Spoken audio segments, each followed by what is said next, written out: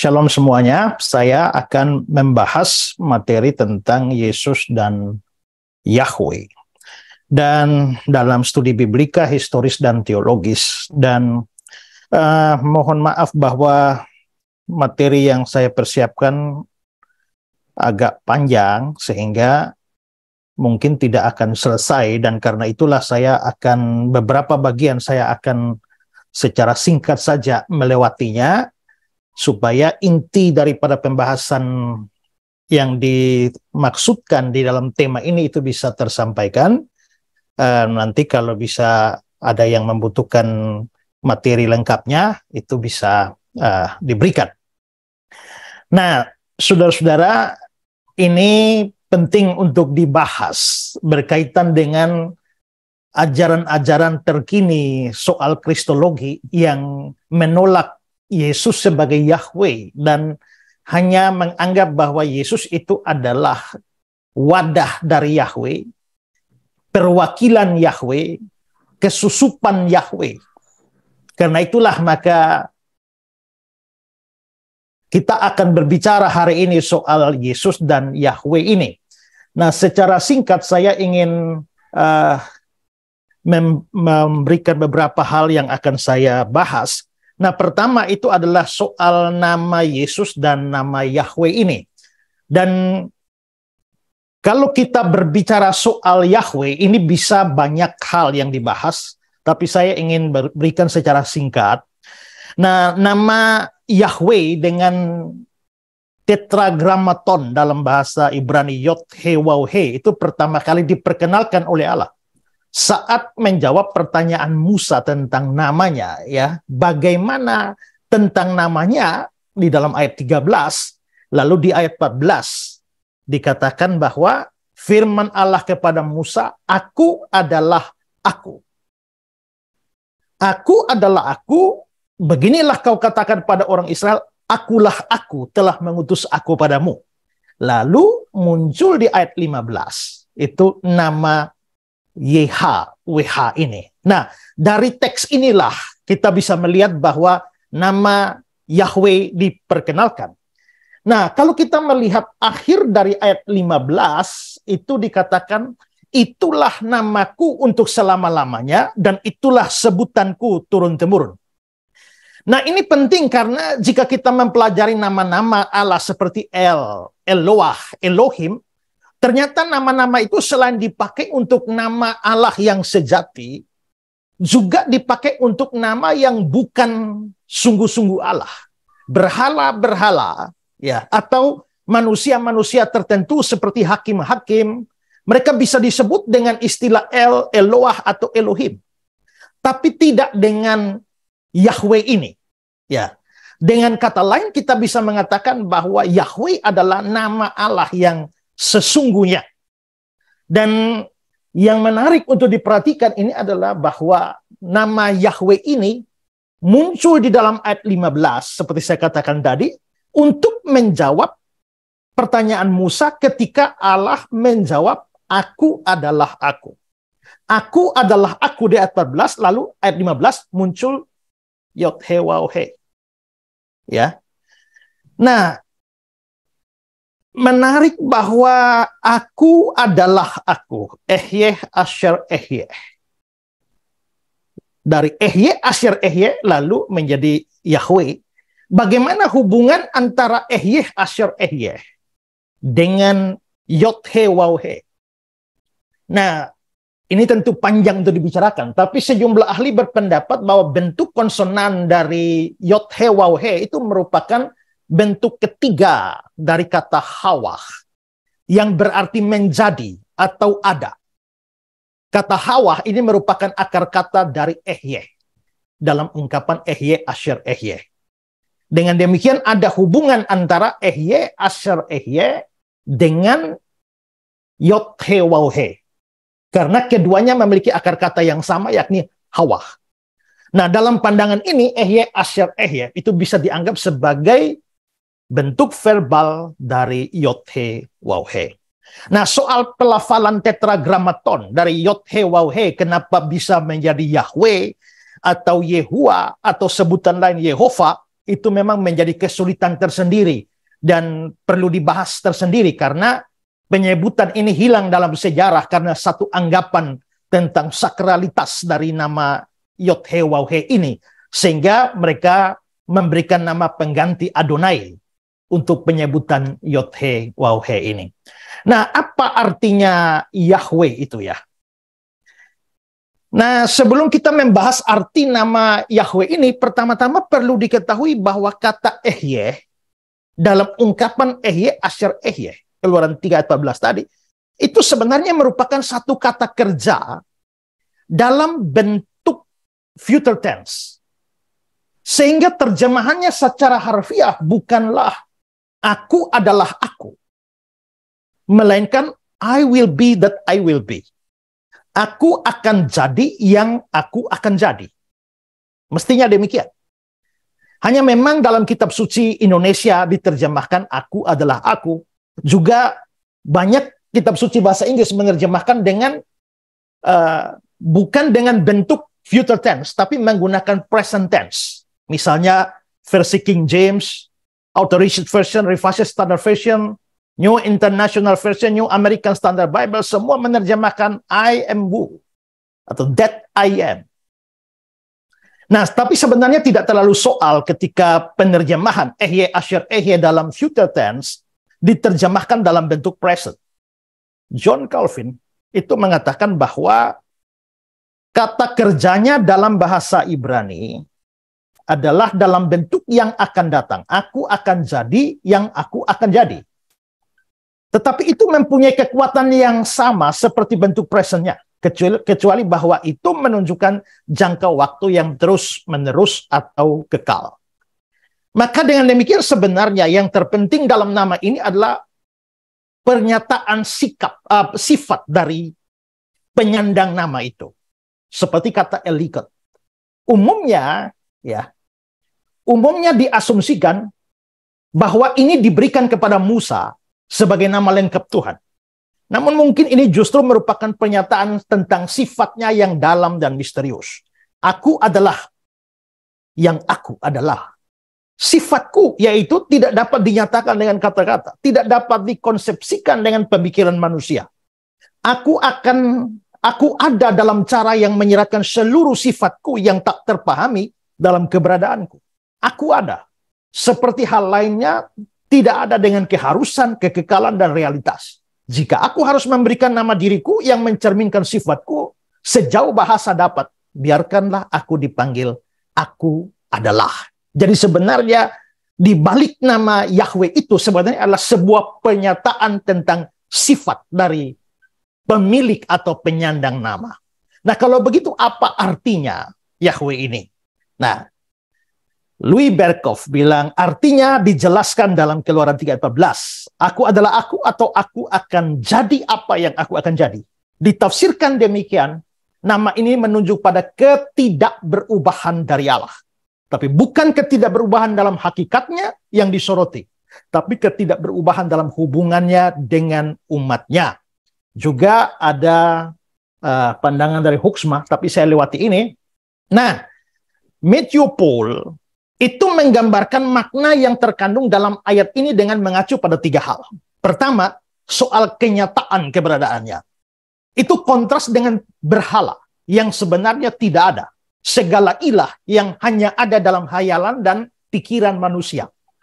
Kedua, itu merujuk pada kekekalan dan ketidakberubahan. Ya. Sementara semua makhluk yang lain pernah ada satu titik atau satu masa di mana mereka tidak ada. Mereka punya permulaan. Sedangkan nama ini, jika ia berkehendak, dia tidak berkehendak, maka semua tidak ada atau tidak ada lagi. Semua keberadaan itu berasal dari dirinya sebagai Sang Maha Ada. Ya, hanya Dia yang tidak membutuhkan pengada di dalam keberadaannya. Dan yang ketiga, itu bicara soal kekonstanan dan kepastian naturnya dan kehendak firman-Nya. Artinya, aku tetap sama seperti sebelumnya. Aku yang sama yang membuat janji kepada Abraham, Ishak, Yakub. Dan sekarang datang untuk menepatinya. Yang karena aku bisa melakukan apa yang aku kehendaki, maka aku akan melakukan apa yang aku katakan. Jadi nama Yod-He Waw-He, I am who I am, atau I will be that I will be, ini menunjuk pada ketidakberubahan Allah dalam hubungan dengan umatnya, dan menunjukkan pada Allah yang independen, yang tidak bergantung pada siapapun atau apapun di luar dirinya, baik dalam keberadaannya maupun keberlangsungan keberadaannya. Ya, maka ini jelas menunjukkan pada kekekalan Allah. Dengan arti seperti ini, maka sebenarnya nama Yahweh itu harus merujuk pada nama dan sifat dari Allah yang sejati, Allah yang sungguh-sungguh, bukan Allah palsu, Allah yang tertinggi, bukan Allah number two. Allah dalam pengertian yang mutlak, yang setinggi-tingginya. Itu kandungan dari nama itu. Ya. Selanjutnya nama Yesus. Nah, saya kira saya tidak akan lama di sini. Asal-usul dari nama Yesus itu dalam bahasa Ibrani. Ya. Nama Yesus, terjemahan yang digunakan dari bahasa Ibrani Yeshua atau Yehosua. Ya. Dan Yeshua berarti Yahweh menyelamatkan. Atau Yahweh adalah keselamatan. Ya, itulah sebabnya di dalam beberapa teks Perjanjian Baru ketika nama Yosua dimunculkan, ya seperti di dalam Kisah 7 ayat 45 nama Yosua. Tapi kalau kita lihat dalam teks aslinya, dia menggunakan Yesus. Yesus. Begitu juga di Ibrani 4 ayat 8, Yosua. Tapi ternyata teks Yunaninya justru adalah Yesus. Sehingga Yesus itu ya mempunyai kaitan dengan Yosua yang ada hubungannya dengan Yahweh. Nah, apa arti namanya? Nah, ini bisa dilihat dalam Matius 1. Karena dialah yang akan menyelamatkan umatnya dari dosa. Nah, sekarang saya mau masuk soal ini. Nah, kalau kita lihat arti nama dari Yahweh yang sudah saya jelaskan, begitu juga arti nama dari Yesus yang mengandung nama Yahweh. Yahweh adalah keselamatan atau Yahweh menyelamatkan, maka mungkin kita segera berpikir bahwa Yesus pasti adalah Yahweh. Hanya saja dugaan itu mungkin terlalu cepat. Karena ada banyak nama Ibrani yang mengandung nama Yahweh di dalamnya, tapi itu tidak berarti bahwa si penyandang nama itu adalah Yahweh. Misalnya nama Nehemia, yang sebenarnya berasal dari dua kata. Yahweh, Nehemiah, itu kependekan dari Yahweh, dan Naham, yang berarti melindungi atau memelihara. Jadi Nehemia artinya pemeliharaan Yahweh, atau Yahweh memelihara. Itu arti nama Nehemia. Tapi itu tidak lantas menyebabkan orang yang bernama Nehemia itu adalah Yahweh. Karena itu kalau nama Yesus itu mengandung makna Yahweh menyelamatkan, itu tidak otomatis dapat dijadikan sebagai dasar bahwa Yesus adalah Yahweh dari arti nama itu. Jikalau dia berdiri sendiri. Karena itu kita membutuhkan dasar yang lain untuk melihat. Ya, dasar dari keyahwehan Yesus itu. Nah, di sini saya ingin menjelaskan beberapa hal. Pertama, kalau kita melihat pada kitab suci, maka kitab suci secara jelas menunjukkan Yesus Yahweh. Yeremia pasal 23 ayat 5 dan 6. Sesungguhnya waktu akan datang, demikian firman Tuhan. Tuhan di situ Tuhan besar dari tetragramaton, Yahweh. Bahwa aku akan menumbuhkan tunas adil bagi Daud. Dia akan memerintah sebagai raja yang bijaksana dan akan melakukan keadilan dan kebenaran di negeri. Dalam zamannya Yehuda akan dibebaskan dan Israel akan hidup dengan tentram. Inilah nama yang diberikan orang kepadanya, Yahweh keadilan kita. Nah, pertama-tama kita ketahui bahwa ini sebenarnya merupakan nubuat tentang Mesias. Bahwa ini nubuat tentang Mesias itu ada istilah tunas adil bagi Daud. Ya, ini ya. Aku akan menumbuhkan tunas adil bagi Daud.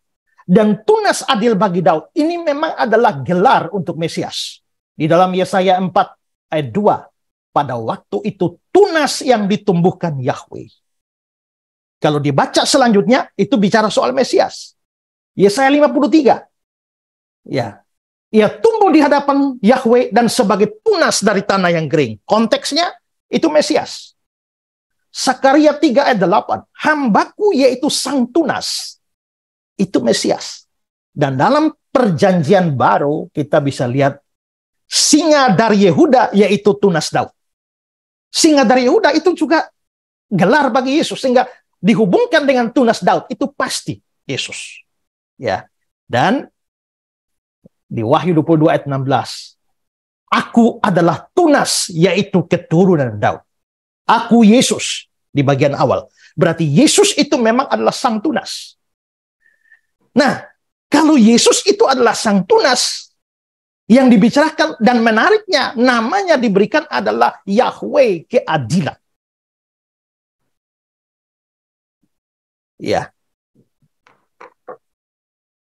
Maka dari sini seharusnya menjadi dasar yang sangat kuat bahwa itulah namanya. Nama dari sang tunas itu adalah Yahweh. Kita juga bisa melihat ini. Mohon maaf ya, saya lebih cepat supaya waktunya cukup ya. Bahwa keyahwehan Yesus juga bisa terlihat secara menyolok dari pelayanan Yohanes Pembaptis. Yohanes Pembaptis datang untuk mempersiapkan jalan. Tapi jalan untuk siapa? Ya, di Maliaki 3. Aku menyuruh utusanku supaya ia mempersiapkan jalan di hadapanku. Dengan mendadak Tuhan yang kamu cari itu akan masuk ke baitnya. Malaikat perjanjian yang kamu kehendaki itu sesungguhnya ia datang, firman Yahweh semesta alam. Perhatikan bahwa yang berbicara di sini adalah Yahweh. Utusannya itu pasti Yohanes Pembaptis. Dan Yohanes Pembaptis mempersiapkan jalan bagi Yahweh. Maliaki 4. Sesungguhnya aku ini ditunjukkan di bawah. Itu adalah Yahweh. Ya, lalu maka dia akan membuat hati bapak-bapak berbalik kepada anaknya, dan supaya jangan aku ini Yahweh. Jadi aku itu menuju pada Yahweh yang dimaksudkan dengan ya, sesungguhnya aku akan mengutus Nabi Elia kepadamu. Nabi Elia itu pasti adalah Yohanes Pembaptis, karena Yesus berkata dalam Matius 11, dialah Elia yang akan datang. Ini bukan berarti Yohanes Pembaptis reinkarnasi dari Elia, bukan. Tapi dia mirip dengan Elia dalam roh. Dia berjalan mendahului Tuhan dalam roh dan kuasa Elia. Yohanes Pembaptis akan datang menjelang hari Yahweh. Nah, lalu Yesaya 40 ayat 3. Ada suara berseru-seru, persiapkanlah di padang gurun jalan untuk Yahweh. Jelas bahwa ayat ini berbicara Yohanes Pembaptis. Dikatakan dia persiapkan jalan, luruskan jalan untuk Yahweh. Jadi beberapa ayat perjanjian lama ini terlihat bahwa Yohanes Pembaptis memang adalah pendahulu dari Yahweh. Dan nanti di perjanjian baru kita bisa lihat Matius 3, ya, Lukas 1, Yohanes pasal 3, semuanya dengan jelas berbicara bahwa Yohanes Pembaptis itu mempersiapkan jalan untuk Yesus. Kalau beberapa ayat perjanjian lama ini yang menunjukkan Yohanes Pembaptis mempersiapkan jalan bagi Yahweh, sedangkan beberapa ayat perjanjian baru menunjukkan bahwa Yohanes Pembaptis persiapkan jalan bagi Yesus, maka kesimpulannya tidak bisa tidak, Yesus itu adalah Yahweh. Ketiga, ayat-ayat yang berbicara atau bernubuat tentang Yahweh itu digenapi dalam diri Yesus. Kita melihat ayat-ayat perjanjian lama. Engkau telah naik ke tempat tinggi. Engkau membawa tawanan-tawanan. Ya, menerima persembahan-persembahan dan seterusnya. Bahkan dari pemberontak-pemberontak untuk diam di sana. Ya, Yahweh. Tuhan Allah. Yah Elohim. Di mana Yah itu kependekan dari Yahweh. Nah, jadi ayat ini jelas bicara soal Yahweh. Tapi sekarang kalau kita melihat dalam Efesus, saudara ingat bunyinya seperti ini. Dibandingkan dengan sini. Itulah sebabnya kata nats. Itu pasti merujuk kepada Mazmur 68 tadi. Tatkala ia naik ke tempat tinggi, dia membawa tawanan-tawanan. Dia memberikan pemberian-pemberian pada manusia. Bukankah ia telah naik dan seterusnya? Saudara, jelas ayat ini dikutip dari Mazmur dan dikenakan kepada Yesus, dia telah naik. Maka Efesus 4 ayat 8-9 yang mengutip Mazmur 68 itu menerapkannya kepada Yesus. Padahal di dalam ayat aslinya Mazmur itu adalah Yah Elohim, Yahweh Elohim. Oke, kita survei yang lain lagi. Dalam Mazmur 102, aku berkata, ya Allahku, jangan mengambil aku pada pertengahan umurku. Tahun-tahunmu tetap turun-temurun. Dahulu sudah kau letakkan dasar bumi. Saudara perhatikan ayat 26 ini ya. Dahulu sudah kau letakkan dasar bumi, dan langit adalah buatan tanganmu. Semua itu akan binasa, tapi engkau tetap ada. Semua menjadi usang seperti pakaian, seperti jubah engkau mengubah mereka. Mereka berubah, tapi engkau tetap sama, dan tahun-tahunmu tidak berkesudahan. Saudara, ini jelas kata-kata yang diucapkan oleh pemazmur ini. Itu ucapan kepada Yahweh. Dari mana kita tahu? Dari konteksnya. Ini Mazmur 102 ayat 25. Kalau kita mundur ke awal, kita akan ketemu ayat 2. Yahweh, dengarlah doaku. Ayat 13, tetapi engkau ya Yahweh. Jadi memang berarti Mazmur 102 itu bicara, yang ayat 25-28 tadi, itu bicara soal Yahweh. Yahweh lah yang menciptakan, yang meletakkan dasar bumi, yang membuat langit. Langit itu buatan tangan Yahweh. Semua itu akan binasa, ciptaan ciptaan, tapi Yahweh tetap ada. Semua jadi usang.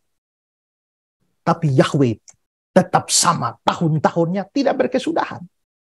Yang menarik adalah penulis surat Ibrani ketika berbicara, Ibrani 1, tetapi tentang anak. Mestinya terjemahannya bukan tentang anak, unto the son, tetapi kepada anak. Anak ini pasti Yesus.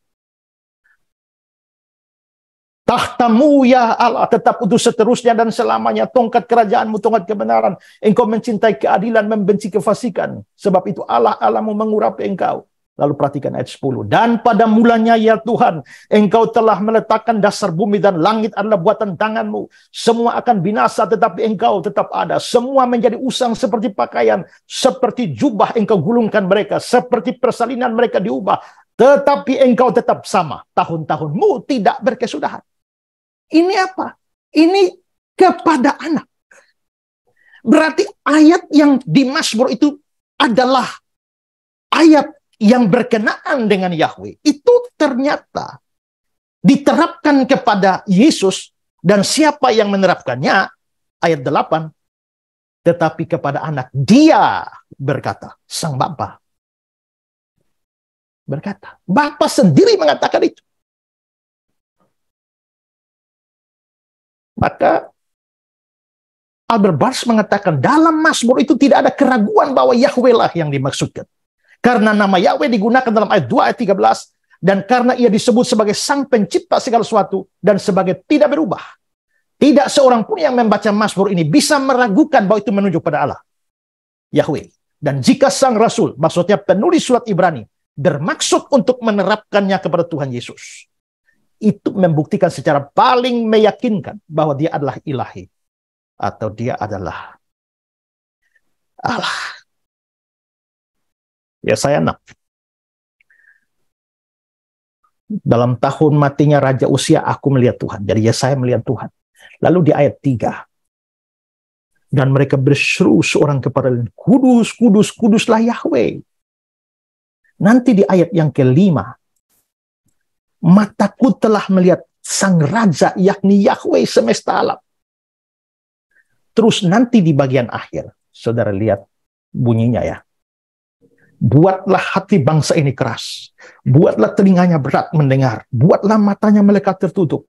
Supaya jangan mereka melihat dengan matanya, mendengar dengan telinganya, mengerti dengan hatinya, lalu berbalik dan menjadi sembuh. Jadi jelas bahwa Yesaya melihat Yahweh sendiri. Dan Yahweh lalu mengucapkan kata-kata di ayat 10 ini. Nah, kalau kita melihat ke perjanjian baru, Yohanes 12, ini tentang Yesus. Meskipun Yesus mengadakan begitu banyak mujizat di depan mata mereka, namun mereka tidak percaya kepadanya. Supaya genap firman yang disampaikan Nabi Yesaya, Pasti tadi, ayat yang Yesaya 6 tadi. Nah, saudara lihat kalimatnya sama. Dia telah membutakan mata dan mendikirkan hati mereka, supaya mereka jangan melihat dengan mata dan menganggap dengan hati, lalu berbalik sehingga aku menyembuhkan mereka. Ya, Yohanes 12 itu jelas mengutip Yesaya 6 ayat 10. Jadi kedua ayat itu jelas sangat dekat hubungannya.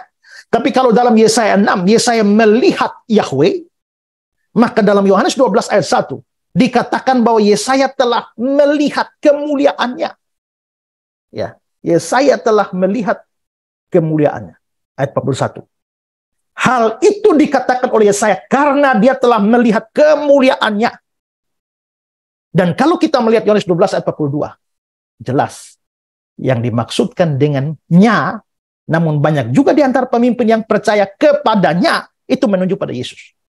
Maka jelas, Yesus adalah Adonai atau Yahweh itu sendiri. Ya. Saya masih punya waktu berapa menit? Moderator? Ya, waktunya Pak tinggal 5 menit lagi, Pak. Wow. Ya. Oke, saya akan meloncat ke beberapa poin penting.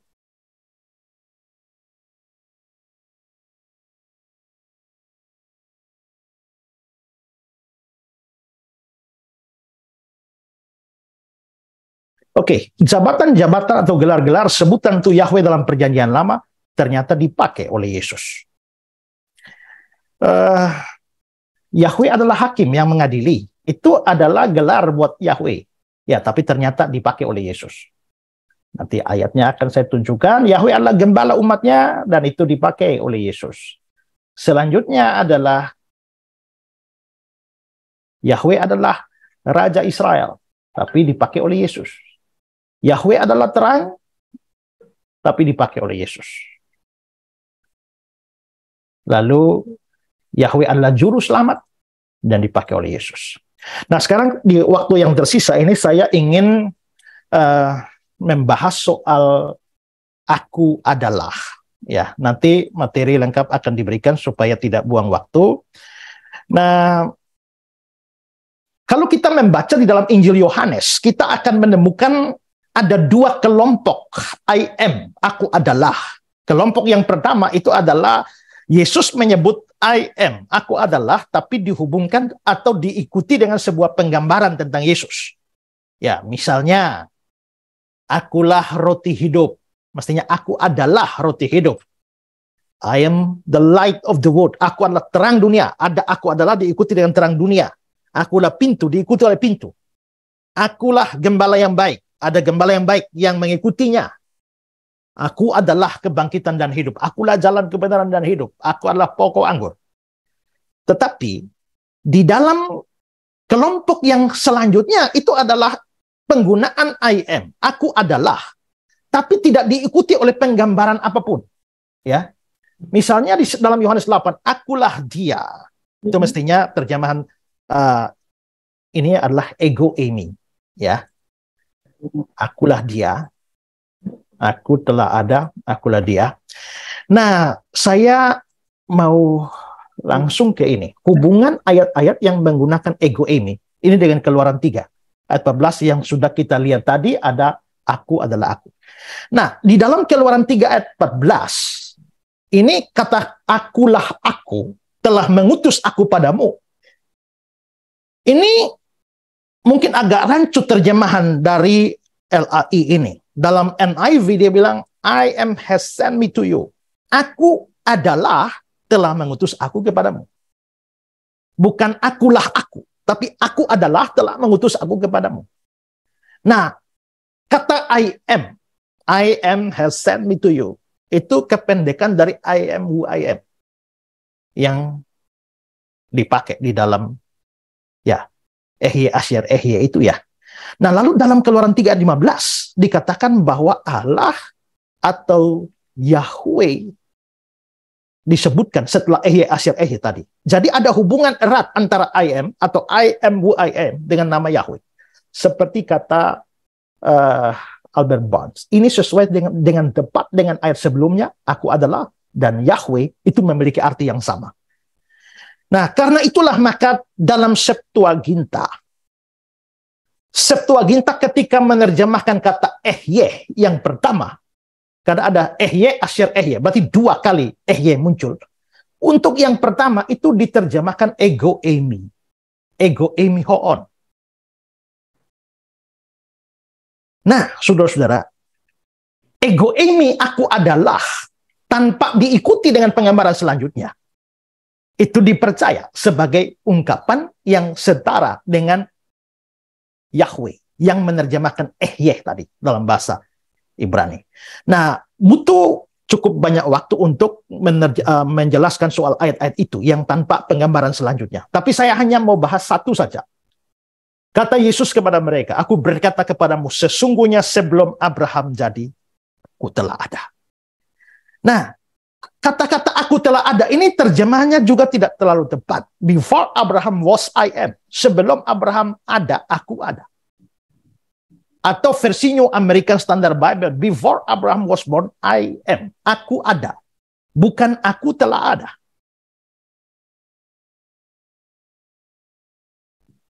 Nah, kata-katanya bentuk present. I am. Itu bentuk present. Ini rasanya aneh atau tidak masuk akal karena pada waktu membicarakan Abraham yang hidup di masa lampau, itu digunakan bentuk past tense. Tapi pada waktu membicarakan Yesus yang sudah ada sebelum Abraham ada, kok bisa pergunakan present tense? Ini sebuah keanehan. Sama dengan keanehan yang muncul di dalam Kolose 1 ayat 17. Dia, Yesus, ada terlebih dahulu dari segala sesuatu. He is before all things. Nah, kalau he is before all things, to be is, itu bentuknya present. Mestinya kalau dia sudah ada lebih dulu, mestinya dia past. Tapi ini bukan hal yang aneh, karena yang kita bicarakan ini adalah Allah. Dan karena itu melampaui pikiran kita. Dan terjemahan yang aneh ini justru sesuai dengan bahasa aslinya, yaitu eimi, ego eimi. Eimi adalah bentuk present, bukan en yang adalah bentuk lampau. Jadi kata-kata yang diterjemahkan aku telah ada di dalam Yohanes 8, bahasa Yunani ego eimi, yang ada dalam bentuk present. Karena itu tidak bisa diterjemahkan aku telah ada, tapi aku ada. Nah, di sini saudara, Yesus dibandingkan dengan Abraham. Menariknya, untuk Abraham dipergunakan kata Yunani genestai. Ya. Maaf Pak, waktunya tinggal 2 menit lagi ya Pak. Oke. Abraham genestai, tapi aku Yesus itu eimi. Ya. Nah, maka di sini ya saya langsung melihat bahwa di sini ketika Robert Bowman bilang kontras ini dibuat untuk menggunakan genestai untuk Abraham, tapi eimi untuk Kristus. Nah, lalu dia katakan bahwa itu genestai menunjuk pada suatu waktu sebelum waktu yang ditunjukkan oleh genestai. Tapi eimi itu menunjukkan keberadaan biasa yang merupakan suatu bentuk yang terus-menerus dari kata to be. Sehingga kesimpulannya itu adalah bahwa eimi itu menunjukkan kekekalan, bukan sekedar waktu yang lebih dahulu. Maka ketika dikatakan ego eimi, itu menunjuk pada kekekalan. Lalu kalau kita menghubungkan ini dengan Mazmur 90, sebelum gunung-gunung dilahirkan, Septuaginta menerjemahkannya menjadi genetenai. Tapi dikontraskan dengan Yahweh, engkaulah Allah dalam Septuaginta, sue, you are, engkau adalah.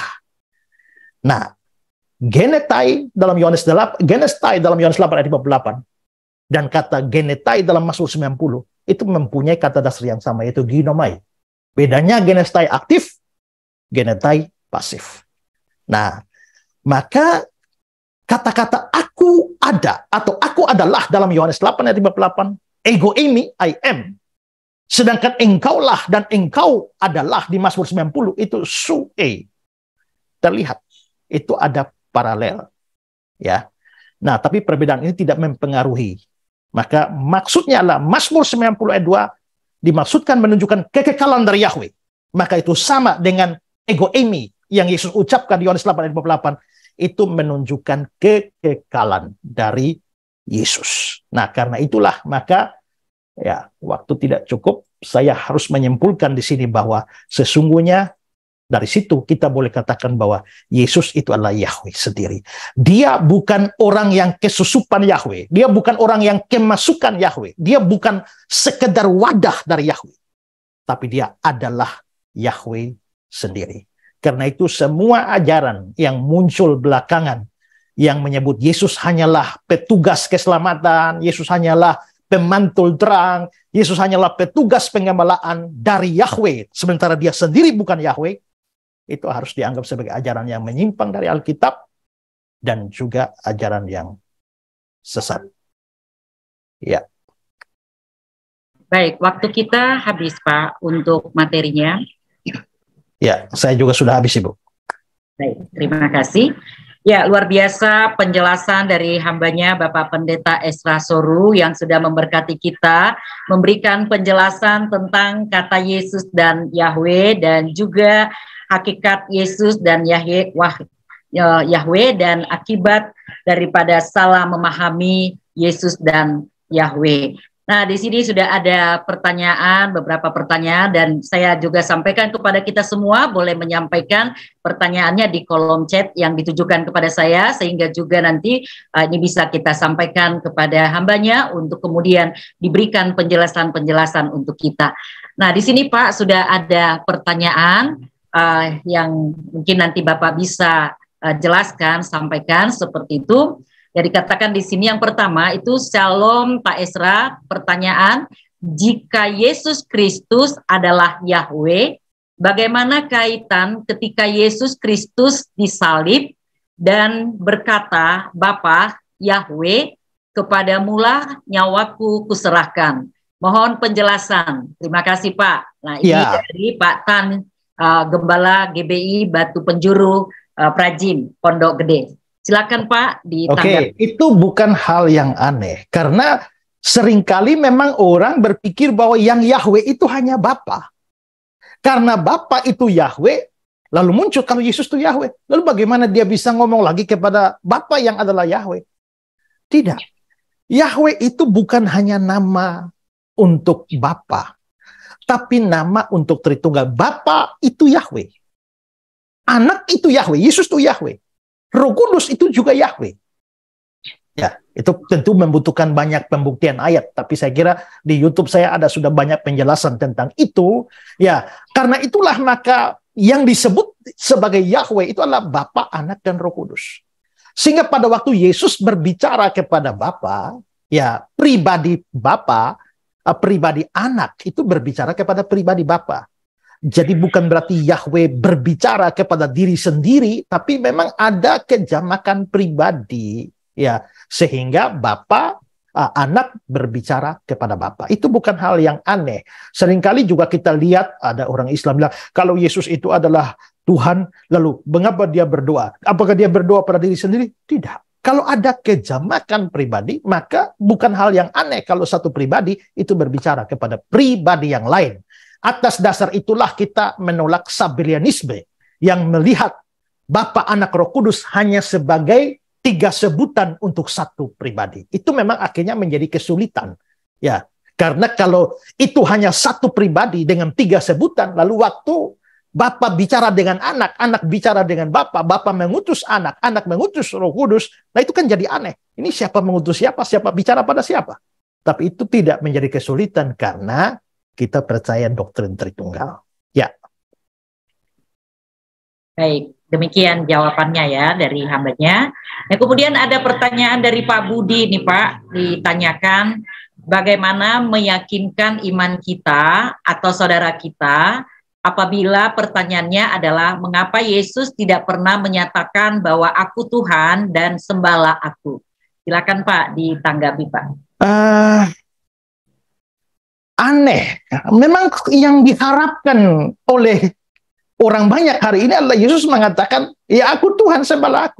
Sebenarnya kata Tuhan sendiri, ya dalam Yunani kurios, Kalau hanya mau menyatakan eksplisit begitu, ada kok.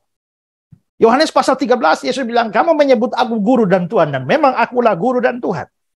Hanya kalau kita gunakan itu lalu menjadi problem, karena kurios itu bisa diterjemahkan sebagai Tuhan, bisa diterjemahkan sebagai Tuhan, tergantung dari konteksnya. Ya, sehingga memang akhirnya bisa menjadi ambigu kalau kita menggunakan dasar itu. Mungkin orang bertanya, kenapa Yesus tidak mengatakan, aku Allah, sembahlah aku? Kita mungkin mengharapkan seandainya pernyataan seperti itu pernah dikeluarkan oleh Yesus, kita senang harusnya ya. Hanya memang konteks pada masa itu tidak bisa seperti itu.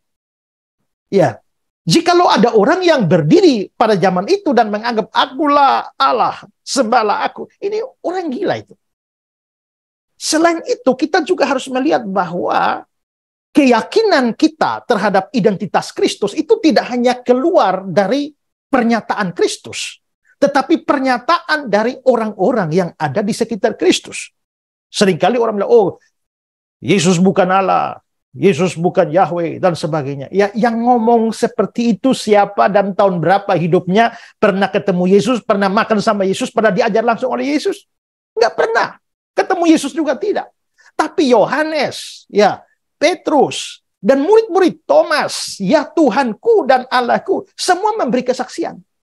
Makanya kita bertanya, saya sering bertanya, lah kalau kita mau hitung-hitungan saja, lebih baik saya percaya Yohanes, lebih baik saya percaya Thomas, lebih baik saya percaya Petrus, yang adalah murid langsung dari Yesus, makan, minum, tidur, diajar langsung oleh Yesus selama 3 tahun lebih, atau percaya kepada kamu yang ketemu Yesus saja? Tidak.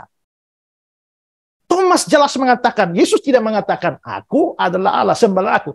Tapi ketika Thomas mengatakan, ya Tuhanku dan Allahku, jikalau Yesus memang bukan Tuhan dan Allah, dia harus menegur Thomas. Thomas, jangan sembarang ngomong. Tapi dia bukan hanya tidak menegur Thomas, tapi dia menganggap kata-kata Thomas itu sebagai iman. Kamu telah melihat dan percaya. Berarti kata-kata ya Tuhanku dan Allahku itu dianggap sebagai sebuah kepercayaan. Karena itu juga jangan percaya omong kosong dari Unitarian dan juga Islam yang mengatakan itu ungkapan kekagetan Yesus. Thomas saking kagetnya, ya seperti ada tsunami, kata Franz Donald itu ya. Ada tsunami. Oh ya Allah, apakah itu berarti bahwa tsunami itu adalah Allah? Begitu juga Thomas yang kaget, Yesus bangkit, lalu ya Tuhanku dan Allahku. Tapi latah model seperti itu bukan tradisi orang Yahudi. Apalagi mereka ada hukum jangan menyebut Tuhan Allahmu dengan sembarangan. Jadi itu betul-betul adalah pengakuan iman. Saudara, tidak perlu saya mengatakan saya Esra, baru saudara percaya saya Esra, bukan? Saudara bisa tanya orang sebelah yang kenal saya, orang dekat saya itu orang nama siapa ya? Oh, namanya Esra. Itu sudah layak dipercaya. Jadi tidak membutuhkan sebuah pengakuan verbal, aku Allah, sembahlah aku. Faktanya ada banyak hal, sifat-sifatnya, kalimat-kalimatnya, perbuatan-perbuatannya, ya semua jelas mengkonfirmasi dirinya siapa.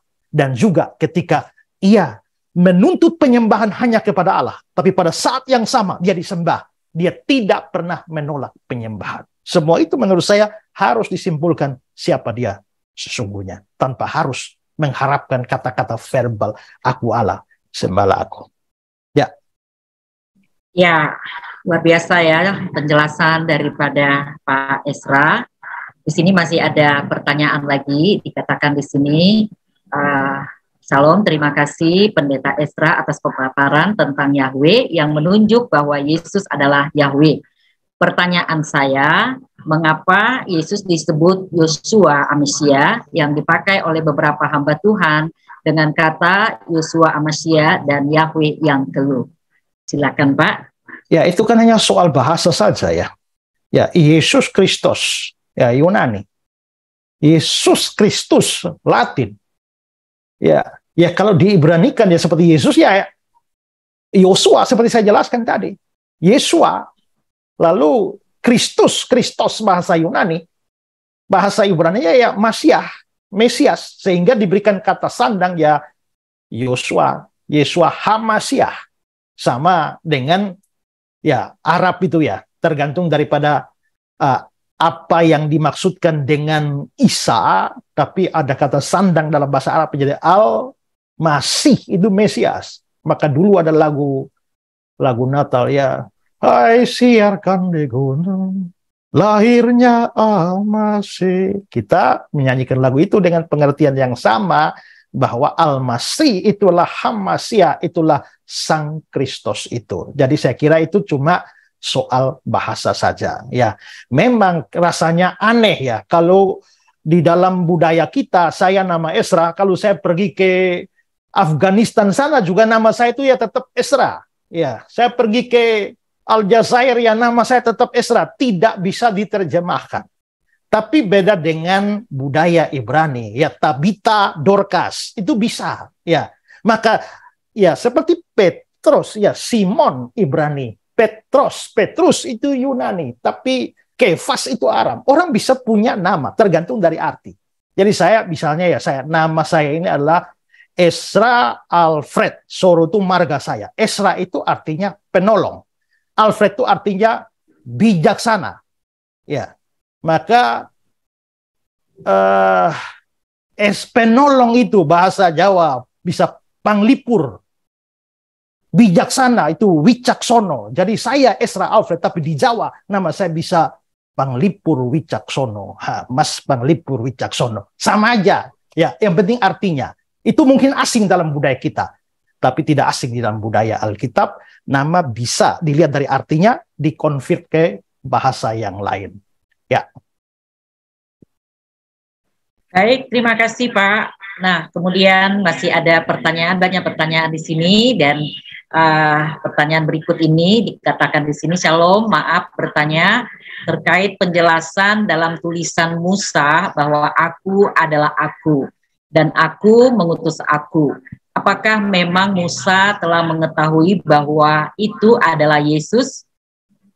Apakah Yesus yang sama dengan Yesus yang lahir, baik dalam wujud dan rupa? Terima kasih, Tuhan Yesus memberkati. Silakan Pak. Kalau kita bicara dari sudut pandang wahyu revelation itu adalah suatu penyataan diri Allah. Wahyu adalah tindakan Allah menyatakan dirinya dan sifat-sifatnya sehingga dikenal oleh manusia. Itu wahyu. Tetapi waktu kita membicarakan soal sifat wahyu, salah satu sifat wahyu itu adalah progresif. Maksudnya Allah menyatakan dirinya kepada manusia itu tidak blek satu kali, seluruh pemahaman tentang Allah itu dinyatakan pada satu masa tertentu. Tidak. Jadi boleh dikatakan wahyunya diberikan dikit, makin lama makin progresif, makin lama tuh makin lengkap. Sehingga wahyu, itulah sebabnya juga kita bisa melihat bahwa konsep tentang Allah Tritunggal itu baru menjadi jelas dan lengkap itu pada masa Perjanjian Baru.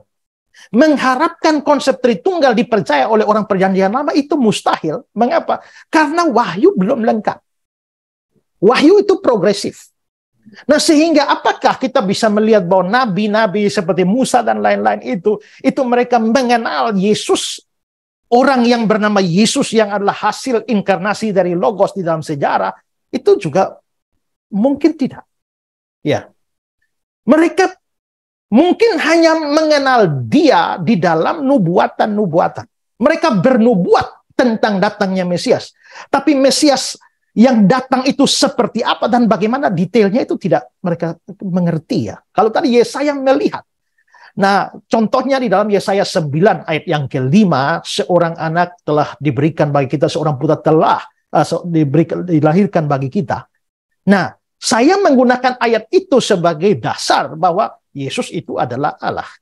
Nah, karena mereka bilang, oh Yesus itu baru diangkat jadi Tuhan, jadi Allah di Konsili Nisea tahun 325. Nanti sebentar seperti apa Konsili Nisea mungkin Pak Daniel Biantoro akan bahas dengan konsili-konsili ya. Karena ada orang termasuk Pak Erastus juga yang menuduh bahwa Yesus diangkat sehakikat dengan Allah Bapa itu dari konspirasi di Konsili Nisea. Itu persis seperti Saksi Yehova, persis seperti Islam itu ya.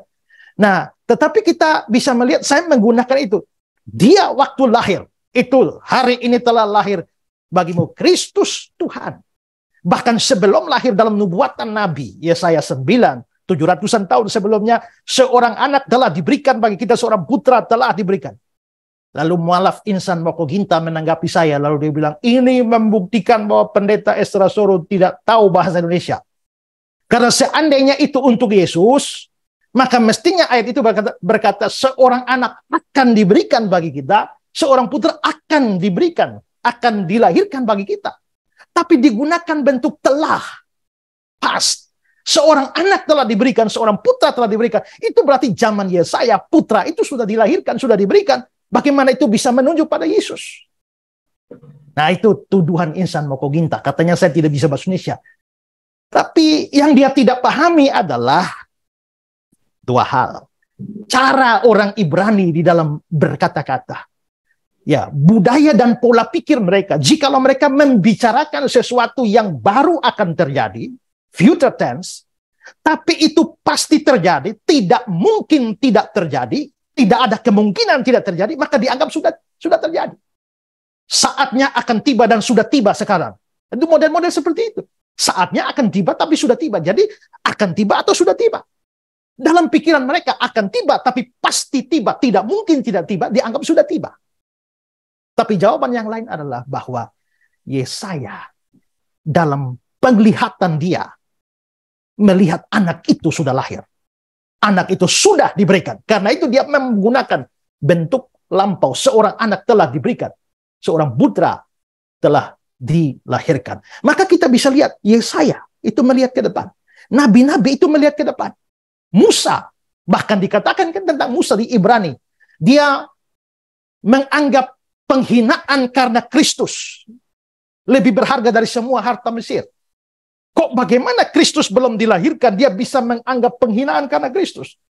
Berarti dia melihat Kristus yang akan datang. Itulah sebabnya orang bertanya, kalau semua orang harus percaya Yesus baru selamat, kita kan bisa percaya Yesus. Bagaimana dengan orang perjanjian lama mau percaya Yesus? Yesus saja belum lahir. Mereka sudah mati, Yesus belum lahir. Ya, semua harus berpusat pada Yesus. Kita yang sekarang beriman ke belakang, Yesus yang sudah datang 2000-an tahun yang lalu. Tapi orang PL itu beriman kepada Yesus yang akan datang. Banyak nubuatan, banyak tipe, banyak janji sudah diberikan. Dan mereka harus percaya pada Kristus yang akan datang itu. Nah, itulah sebabnya semua nabi bernubuat tentang Yesus, termasuk Yesaya. Tapi ada yang pernah lihat Mesias? Nggak ada. Orang perjanjian lama tidak ada yang melihat Mesias. Tapi Yohanes Pembaptis, nabi perjanjian lama. Tapi dia punya keistimewaan karena dia bisa melihat Mesias hadir di bumi. Itulah sebabnya dikatakan bahwa dari antara seluruh orang yang lahir dari rahim seorang perempuan, tidak ada yang lebih besar dari Yohanes Pembaptis. Karena dia nabi istimewa, nabi perjanjian lama, tapi dapat keistimewaan melihat Kristus. Jadi kalau mau dikatakan, apakah Musa pada waktu dia bicara tentang Ehye, Asyar, Ehye, Yahweh itu, apakah dia tahu itu Yesus?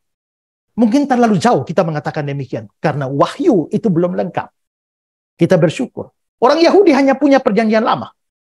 Gambaran-gambaran banyak. Tapi tidak punya perjanjian baru, menolak perjanjian baru. Kita menerima perjanjian baru, tapi tidak menolak perjanjian lama. Maka kita dapat gambarnya, sekaligus dapat realitanya. Dapat tipenya, dapat antitipe. Nah, orang Yahudi hanya stop di tipe, tapi antitipenya tidak datang-datang. Itulah sebabnya mereka masih menantikan Mesias sampai hari ini. Ya. Ya, ada banyak pertanyaan ini ya, 128 pertanyaan, tetapi saya akan pilih, karena tidak mungkin juga dengan waktu kita ini bisa menjawab itu semua. Dan ada pertanyaan nih Pak, dari Pak Abel ini, jikalau Yesus itu adalah Yahweh, apakah Bapak mengakui ada subordinasi antara putra dan Bapa? Karena selain Yesus adalah Yahweh, dia juga pelaksana Yahweh. Silakan Pak. Yesus, kita kalau percaya doktrin Tritunggal, kita percaya dia setara. Tidak ada hierarki di dalam ketritunggalan Allah. Karena kalau kita percaya ada hierarki, ya akhirnya ya jadi seperti saksi Yehova. Ada Allah senior, ada Allah junior. Ya, bahwa Yesus itu ciptaan pertama dari Allah Bapa. Sehingga Yesus Allah juga. Makanya saksi Yehova membedakan antara Allah yang perkasa, El Gibor, dan Allah yang Maha Kuasa, El Shaddai. Menurut mereka, Yesus itu El Gibor, tapi bukan El Shaddai. Nah, menurut mereka El Gibor levelnya di bawah El Shaddai. Maka Bapa itu El Shaddai, Yesus itu El Gibor. Hanya dia tidak menyadari bahwa ternyata Bapa juga itu pernah disebut sebagai El Gibor. Sementara Yesus juga di kitab Wahyu itu ya Allah yang Maha Kuasa, itu ya El Shaddai. Ya. Nah, jadi di sini kalau kita menerima ada hierarki, pribadi yang satu itu subordinate kepada pribadi yang lain, maka akhirnya harus memunculkan konsep mau terima Yesus sebagai Allah atau tidak. Kalau ya, maka Allah yang levelnya itu di bawah Bapa. Maka menjadi Allah senior dan Allah junior dalam bahasa Saksi Yehova, tapi lalu menjadi major God and minor God dalam bahasanya Erastus Sabdono. Makanya saya bilang ajaran Erastus itu sangat mirip dengan ajarannya Saksi Yehova. Nah, tapi bukankah ada banyak ayat yang mengatakan bahwa Yesus seolah-olah dia tunduk kepada Bapa? Bahkan dia sendiri secara eksplisit mengatakan Bapa lebih besar dari aku. Nah, ayat-ayat itu harus dipahami dalam konteks inkarnasi, bahwa memang di dalam inkarnasi, penjelmaan yang juga ditolak oleh Erastus, ya, di dalam konteks inkarnasi, anak sedang merendahkan diri. Tapi perendahan diri anak itu tidak pernah membuat dia melepaskan kealahannya, kenosis, kenoo di dalam Filipi pasal 2 itu.